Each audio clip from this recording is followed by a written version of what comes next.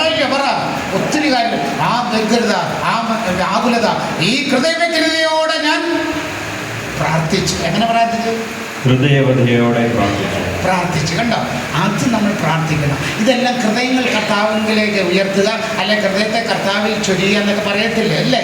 അപ്പം ഹൃദയത്തിലിരിക്കുന്ന എല്ലാം പ്രാർത്ഥന വഴിയാണ് ദൈവസന്നിധിയിലേക്ക് പോകുന്നത്. ഹല്ലേലൂയ, ഹല്ലേലൂയ, ഹല്ലേലൂയ, ഹല്ലേലൂയ. ദാനിയേലിന്റെ പുസ്തകം 6-ാം അധ്യായം 10-ാമത്തെ വചനം പറയുന്നു, ദാനിയേൽ ദിവസേന 3 നേരം മുട്ടിന്മേൽ നിന്നുകൊണ്ട് പ്രാർത്ഥിച്ചു. എങ്ങനെ പ്രാർത്ഥിക്കണം? അതിനൊക്കെ ഒത്തിരി അർത്ഥമുണ്ട്. മുട്ടിൽ നിന്നുകൊണ്ടുള്ള പ്രാർത്ഥനയ്ക്ക് ഭയങ്കര ഇതാണ്. മുട്ടുമേൽ നിന്ന് പ്രാർത്ഥിക്കുന്നവർക്ക് കാര്യങ്ങൾ കരുതിയത് അത് മുട്ടയിലൊക്കെ തടുവാണ്. ഞാൻ എപ്പോഴും മുട്ടുമേൽ നിന്ന് പ്രാർത്ഥിക്കും. മുട്ടുമേൽ നിന്ന് കുമ്പിട്ട് പ്രാർത്ഥിക്കാം, മുട്ടുമേൽ നിന്ന് മുട്ട കുത്തിയിട്ട് കുമ്പിട്ട് പ്രാർത്ഥിക്കാം. അപ്പോൾ എല്ലാം നമുക്കറിയാൻ കഴിയും. അപ്പം തലയുടെ നെറ്റിയിലൊക്കെ വരും കുമ്പിട്ട് പ്രാർത്ഥിക്കും. അപ്പം തലയുടെ ഭാരം, മനസ്സിൻ്റെ ഭാരം എല്ലാം തിരുപ്പാദത്തിലേക്ക് സമർപ്പിക്കാം. ഹല്ലേലൂയ.